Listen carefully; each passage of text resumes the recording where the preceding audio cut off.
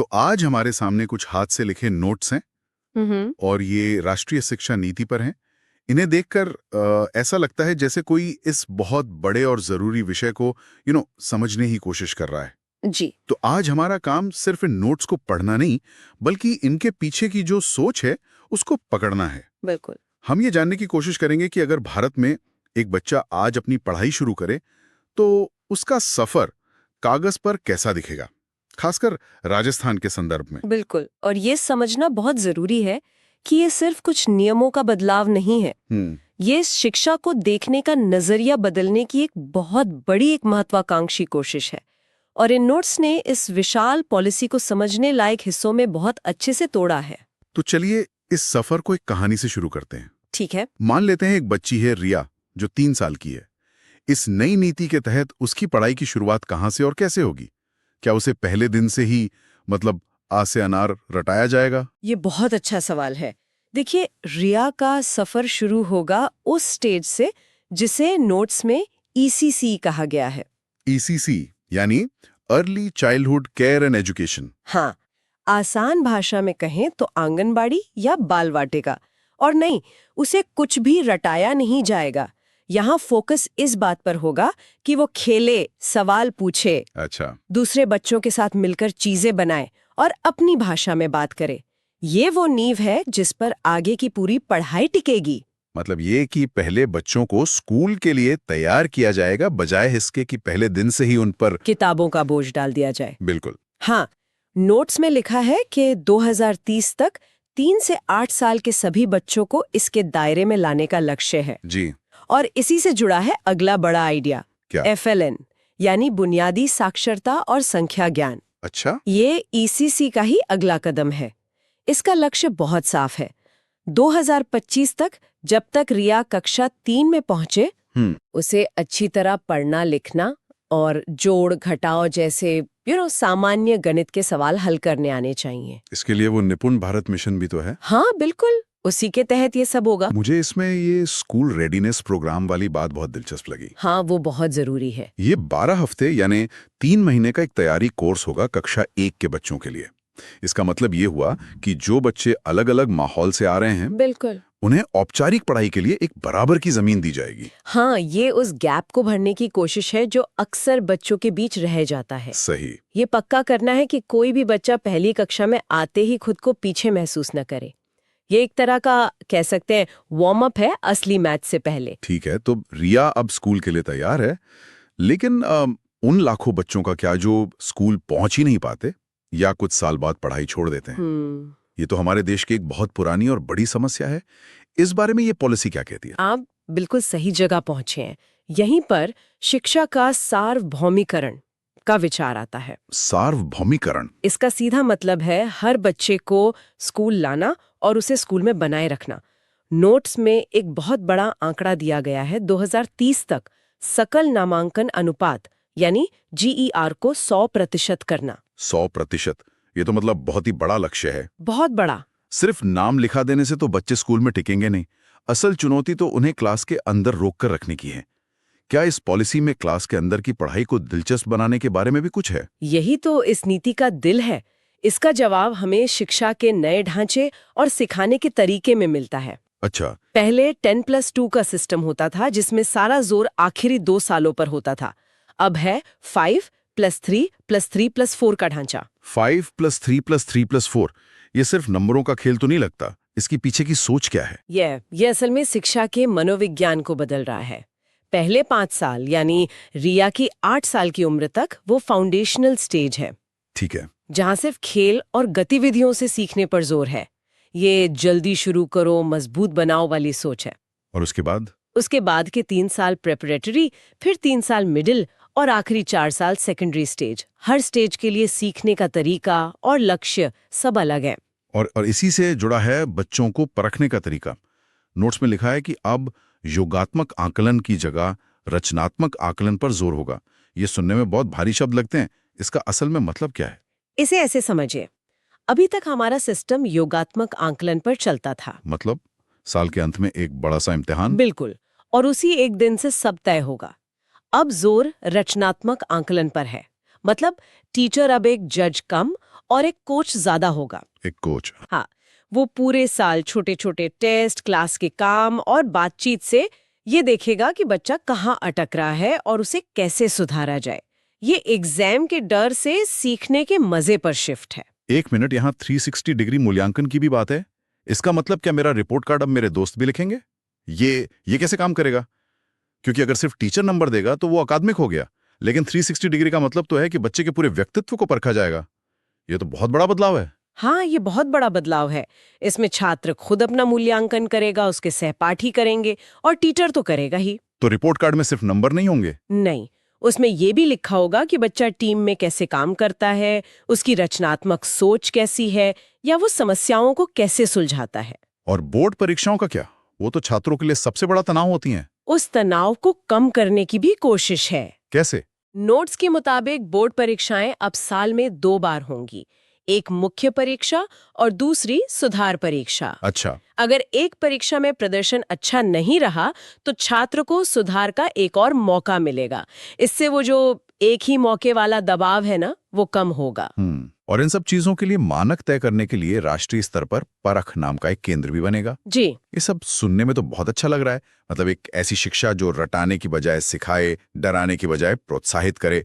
लेकिन सवाल यह है कि ये सब करेगा कौन? इन नए तरीकों से पढ़ाने के लिए शिक्षक कहाँ से आएंगे? आपने सबसे जरूरी सवाल पूछा है। कोई भी नीति उतनी ही अच्छी होती है जितने अच्छे उसे लागू करने वाले शिक्षक। सही बात है। इसीलिए शिक्षकों पर बहुत ज्यादा ध्यान दिया गया है। 2030 तक शिक्षक बनने के लिए जो न्यूनतम योग्यता है वो 4 साल की इंटीग्रेटेड बीएड डिग्री होगी। मतलब अब टीचर बनना एक गंभीर और लंबा कमिटमेंट होगा। ऐसा नहीं कि कुछ और नहीं मिला तो चलो टीचर बन गए। बिल्कुल, इसे एक प्रोफेशनल पेशे के तौर पर स्थापित करने की कोशिश है। और सिर्फ डिग्री ही नहीं, हर टीचर को साल में 50 घंटे की ट्रेनिंग लेना भी जरूरी होगा। 50 घंटे? हाँ, मुझे याद है मेरे एक टीचर थे जो 20 साल से एक ही तरीके से पढ़ा रहे थे। वो बहुत अच्छे इंसान थे, लेकिन दुनिया बहुत बदल गई थी। ये 50 घंटे की ट्रेनिंग उसी गैप को भरने की एक कोशिश है। और नोट्स में छात्र शिक्षा अनुपात की भी बात है। सामान्य इलाकों में 30 बच्चों पर एक टीचर और पिछड़े इलाकों में 25 पर 1। हाँ, इससे हर बच्चे पर ध्यान देना आसान होगा। लेकिन बहुत से छोटे स्कूल हैं जहां अच्छे टीचर या अच्छी लाइब्रेरी और खेल का मैदान नहीं होता, उनका क्या होगा? उसके लिए एक बहुत ही दिलचस्प और कह सकते हैं पुराना आइडिया वापस लाया गया है। क्या है वो? School complex. ये आइडिया पहली बार कोठारी आयोग ने 1964-66 में दिया था। अच्छा, काफी पुराना है। जी, इसके तहत 5-10 किलोमीटर के दायरे में आने वाला एक माध्यमिक स्कूल और आसपास के सभी प्राथमिक स्कूल मिलकर एक समूह बनाएंगे। सुनने में तो ये स्कूल कॉम्प्लेक्स का आइडिया बहुत अच्छा है, लेकिन क्या इससे छोटे स्कूलों की अपनी पहचान खत्म होने का खतरा नहीं है? कहीं ऐसा ना हो कि सारे फैसले बड़ा वाला माध्यमिक स्कूल ही लेने लगे? ये एक जायज चिंता है। और छोटे प्राइमरी स्कूलों की सुनवाई ही ना हो? देखिए, इसका मकसद किसी पर हावी होना नहीं, बल्कि संसाधनों को साझा करना है। जैसे कि? मान लीजिए बड़े स्कूल में एक अच्छा संगीत का टीचर है, तो वो हफ्ते में एक दिन पास के छोटे स्कूलों में जाकर भी सिखा सकता है। या छोटे स्कूल के बच्चे बड़े स्कूल की लाइब्रेरी या कंप्यूटर लैब का इस्तेमाल कर सकते हैं। अच्छा, ये एक दूसरे की मदद करने वाला मॉडल है, ना कि किसी एक को बॉस बनाने वाला। ठीक है, ये समझ आया। तो हमने रिया की पढ़ाई की बात की, शिक्षकों की बात की, लेकिन अब उस चीज पर आते हैं जो सबसे जरूरी है, बराबरी। ये कैसे पक्का किया जाए कि हर बच्चे को, चाहे वो किसी भी सामाजिक या आर्थिक पृष्ठभूमि से आता हो, एक जैसा मौका मिले? इसके लिए नोट्स में कुछ खास कदमों का जिक्र है। एक है SEZ, यानी special education zone. Special education zone? ये ऐसे इलाके होंगे जहां सामाजिक और शैक्षिक रूप से पिछड़े समूह ज्यादा हैं। इन जोन्स में शिक्षा पर ज्यादा पैसा और ध्यान दिया जाएगा। और लड़कियों की शिक्षा के लिए जेंडर इंक्लूजन फंड का भी जिक्र है। बिल्कुल। साथ ही CWSN यानी विशेष आवश्यकता वाले बच्चों के लिए भी खास योजनाएं हैं। मतलब कोशिश ये है कि कोई भी पीछे न छूटे। बिल्कुल, समावेशी होना इस नीति की आत्मा है। पर एक सवाल और है, ये सब नीतियां और योजनाएं तो बन गई, लेकिन इन्हें जमीन पर लागू कौन करेगा? कौन देखेगा कि स्कूल इन नियमों का पालन कर रहे हैं या नहीं? मतलब इस पूरे सिस्टम का बॉस कौन है? देखिए, इसमें काम का एक बहुत साफ बंटवारा किया गया है। कैसा? स्कूल शिक्षा विभाग नीतियां बनाएगा, निदेशालय उन्हें लागू करेगा और SCERT, जैसा कि नोट्स में राजस्थान की उदयपुर का जिक्र है वो अकादमिक काम देखेगा। यानी पाठ्यक्रम बनाना, शिक्षकों को ट्रेनिंग देना। जी नोट्स में एक नई संस्था का भी नाम है SSSA। जी ये क्या है? हाँ, SSSA यानी राज्य स्कूल मानक प्राधिकरण, ये एक नई और स्वतंत्र संस्था होगी। अच्छा। इसका काम होगा राज्य के सभी स्कूलों, चाहे वो सरकारी हों या प्राइवेट, के लिए क्वालिटी के मानक तय करना और ये देखना कि वे उन पर खरे उतर रहे हैं या नहीं। तो इससे स्कूलों की जवाबदेही बढ़ेगी। बिल्कुल। तो ये तो हुआ राष्ट्रीय स्तर का खाका। अब जरा राजस्थान पर आते हैं, क्योंकि नोट्स में इसका खास जिक्र है। राजस्थान इस बड़ी राष्ट्रीय नीति को अपने यहाँ कैसे लागू कर रहा है? नोट्स के मुताबिक राजस्थान में SCERT के नेतृत्व में 4 नए पाठ्यक्रम बनाए जा रहे हैं। 4? हाँ, बचपन की शिक्षा के लिए, स्कूली शिक्षा के लिए, शिक्षक शिक्षा के लिए और प्रौढ़ शिक्षा के लिए। मतलब राज्य पूरी तरह से इस नई नीति को अपनाने की तैयारी में है। और राजस्थान ने अपने लिए कुछ बहुत बड़े लक्ष्य भी रखे हैं, जैसे 2025 तक 50% छात्रों को व्यावसायिक शिक्षा से जोड़ना। इसका मतलब है कि पढ़ाई के साथ साथ कोई ना कोई हुनर भी सिखाया जाएगा, चाहे वो कारपेंट्री हो, कोडिंग हो या कुछ और। सही बात है। और दूसरा बड़ा लक्ष्य है 2030 तक 100% युवा और प्रौढ़ साक्षरता हासिल करना। और ये बदलाव सिर्फ स्कूल तक ही सीमित नहीं है। जब रिया जैसे छात्र स्कूल से निकलकर कॉलेज जाएंगे तो वहां भी उन्हें एक बिल्कुल नया सिस्टम मिलेगा। अच्छा। यहीं पर एकेडमिक बैंक ऑफ क्रेडिट्स यानी ABC का जिक्र आता है। Academic bank? हाँ। ये सुनने में तो किसी फाइनेंशियल बैंक जैसा लगता है। बिल्कुल। इसे आप अपनी पढ़ाई का डिजिटल लॉकर या एजुकेशन वॉलेट समझिए। Education wallet? हाँ, जैसे आप बैंक में पैसे जमा करते हैं वैसे ही आप अपने पढ़े हुए हर सब्जेक्ट के क्रेडिट इसमें जमा करेंगे। अच्छा, एक उदाहरण से समझाइए। मान लीजिए आपने इंजीनियरिंग के पहले साल की पढ़ाई पूरी की और उसके क्रेडिट अपने ABC खाते में जमा कर दिए। अब अगर आपको नौकरी की वजह से पढ़ाई छोड़नी पड़े तो आपके क्रेडिट कहीं नहीं जाएंगे, वो सेव रहेंगे। हाँ, 2 साल बाद आप वापस आकर किसी दूसरे कॉलेज से भी उन्हीं क्रेडिट का इस्तेमाल करके अपनी डिग्री पूरी कर सकते हैं। वाह, ये तो छात्रों को बहुत ज्यादा आजादी और लचीलापन देता है। मतलब अब पढ़ाई एक सीधी लाइन में चलने वाली रेस नहीं रही। यही इसका मकसद है। और इसी से जुड़ी है स्नातक की पढ़ाई की नई व्यवस्था। अब 1 साल पूरा करने पर सर्टिफिकेट मिलेगा, 2 साल पर डिप्लोमा और 3 या 4 साल पूरे करने पर डिग्री। इसका फायदा यह है कि अगर किसी को बीच में पढ़ाई छोड़नी भी पड़े तो वो खाली हाथ नहीं रहेगा, उसकी मेहनत का कोई न कोई प्रमाण पत्र उसके पास होगा। तो इन नोट्स की इस पूरी पड़ताल से जो बड़ी तस्वीर उभर। तो बच्चों, कल हमने पढ़ा था राष्ट्रीय शिक्षा नीति के मेन पॉइंट। आज हम पढ़ रहे हैं अध्याय। जितने भी 10 अध्याय हैं वो सभी पढ़ने वाले हैं। अध्याय फर्स्ट है ECC he, early childhood care and education, प्रारंभिक बचपन देखभाल एवं शिक्षा। 2030 तक 3 से 8 वर्ष तक के बच्चों को क्या ECC उपलब्ध करवाया जाएगा? कितने वर्ष के बच्चों को? 3 से 8 वर्ष। कितने वर्ष तक लक्ष्य रखा है? 2030 तक। पाठ्य चर्चा है 8 वर्ष तक की शिक्षा के लिए एक पाठ्य चर्चा का निर्माण किया जाएगा, जिसे क्या कहा है? NCF ECC। अनौपचारिक शिक्षा जो 3 से 6 वर्ष के बच्चे हैं उनको आंगनबाड़ी या बाल वाटिका के अंदर पढ़ाया जाएगा। औपचारिक शिक्षा जो 6 से 8 वर्ष के बच्चे हैं उनको स्कूल के अंदर पढ़ाया जाएगा। दूसरा अध्याय हमारा FLN foundational literacy and numeracy, बुनियादी साक्षरता एवं संख्या ज्ञान। 2025 तक 9 वर्ष तक के बच्चों को पढ़ना, लिखना व संख्या का क्या करना? ज्ञान कराना। उपयुक्त लक्ष्य को प्राप्त करने के लिए राष्ट्रीय स्तर पर एक मिशन चलाया जाएगा, उसका क्या नाम है? Nipun Bharat mission. School readiness program कक्षा 1 में प्रवेश लेने वाले बच्चों को औपचारिक शिक्षा के लिए तैयार करना 12 सप्ताह या 3 माह है। और अध्याय 3 में हमने पढ़ा था शिक्षा का सार्वभौमिकरण, सभी तक शिक्षा की पहुंच हो अर्थात ड्रॉप आउट बच्चों की संख्या कम करना, ग्रोस इनरोलमेंट रेशियो मतलब सकल नामांकन अनुपात, ग्रोस इनरोलमेंट रेशियो, और 2030 तक GR कितना रखा है? 100% करना। अध्याय 4 में है पाठ्यक्रम एवं शिक्षा शास्त्र, विश्व के चुनाव में क्या ना लचीलापन और बहुभाषावाद और भाषा शक्ति का विकास। कक्षा 5वीं तक मातृभाषा में हो और आवश्यकता पड़े तो 8वीं तक बढ़ाया जा सकता है। योगात्मक आंकलन की जगह रचनात्मक आंकलन पर बल दिया जाए। बहुआयामी होलिस्टिक रिपोर्ट कार्ड तैयार किया जाए। 360 डिग्री का आंकलन हो।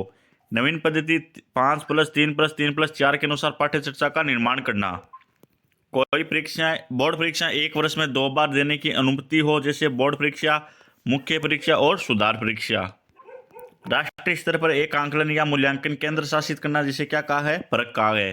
राजस्थान में इसे एसेसमेंट कॉल आंकलन प्रकोष्ठ कहा गया है। ये RSCRT उदयपुर द्वारा संचालित है। और 5वां अध्याय हमारा शिक्षक या टीचर है। 2030 तक न्यूनतम योग्यता 4 वर्षीय एकीकृत BEd डिग्री होगी। और सामान्य क्षेत्रों में छात्र शिक्षा अनुपात कितना है, 30:1। और शैक्षिक दृष्टि से पिछड़े और क्षेत्रों में छात्र शिक्षा अनुपात कितना है, 25:1। सतत व्यवसायिक विकास CPD के लिए प्रतिवर्ष शिक्षक को न्यूनतम 50 घंटे का प्रशिक्षण में भाग लेना अनिवार्य है। शिक्षक शिक्षा के लिए राष्ट्रीय स्तर की पाठ्य चर्चा जारी करना, जिसे क्या कहा है, NCFTE। अध्याय 6 समतामूलक एवं समावेशी शिक्षा। समाज के शैक्षिक दृष्टि से पिछड़े क्षेत्र को सेज स्पेशल एजुकेशन जोन विशेष शिक्षा क्षेत्र कहा जाएगा। लड़कियों के लिए गुणात्मक शिक्षा उपलब्ध कराने के लिए जेंडर इक्वलाइजेशन फंड खोला जाएगा। CWSN बच्चों को गुणात्मक शिक्षा उपलब्ध कराने के लिए कार्य योजना बनाई जाएगी। अध्याय 7 के अंदर विद्यालय परिसर की अवधारणा सर्वप्रथम कोठारी आयोग द्वारा की गई 1964 और 66 में। 5 से 10 किलोमीटर के क्षेत्र में 2025 तक स्कूल कॉम्प्लेक्स स्थापित किए जाएंगे। इस अंतर्गत सभी प्रकार के स्कूल, खेल मैदान, पुस्तकालय, सामाजिक चेतना केंद्र तथा बाल केंद्र बनाए जाएंगे। इसके संसाधनों का प्रबंधन करने के लिए स्कूल कॉम्प्लेक्स प्रबंधन समिति SCMC का गठन किया जाएगा। अध्याय 8 के अंदर मानक निर्धारण व प्रत्यायन। प्रत्येक राज्य में शिक्षा नीति के मानकों को निर्धारण करने के लिए मानकों को स्थापित किया गया है, जो निम्नलिखित प्रकार से है। स्कूल शिक्षा विभाग शैक्षिक नीतियों का निर्धारण करना, स्कूल शिक्षा निदेशालय नीतियों के क्रियान्वित करना और मॉनिटरिंग करना। SCERT रिसेट जो उदयपुर के अंदर है, जो अकादमिक कार्य करना। SSSA state school standards authority राज्य स्कूल मानक प्राधिकरण है। यह प्राधिकरण राज्य के स्कूलों के लिए मानकों का निर्धारण करेगा। NEP जो राजस्थान के संदर्भ में पाठ्य चर्चा निर्माण राजस्थान की 7 DIET के संयोग से निम्न पद्धतियों पर आधारित 4 पाठ्य चर्चा का है। NCFECCE, NCFSE स्कूल शिक्षा, NCFTE शिक्षक शिक्षा समिति और NCFAE जो प्रौढ़ शिक्षा। उपयुक्त चारों पाठ्य चर्चाओं का संचालन करने के लिए 3 समितियों का निर्धारण किया गया है। राजस्थान प्रशासनिक सुधार विभाग द्वारा शिक्षा नीति को क्रियान्वित करने के लिए 6 समूह बनाए गए हैं। BRC, CRC और DIET की संरचना में परिवर्तन किया जाएगा। 2025 तक कम से कम 50% विद्यार्थियों को व्यावसायिक शिक्षा उपलब्ध कराई जाएगी। वेरी इंपॉर्टेंट क्वेश्चन है, यहाँ पर 50% आपको याद रखना है। और 2030 तक 100% युवा और प्रौढ़ साक्षरता दर की जाएगी। 100% भी याद रखना और ये भी याद रखना 2030 और 2025।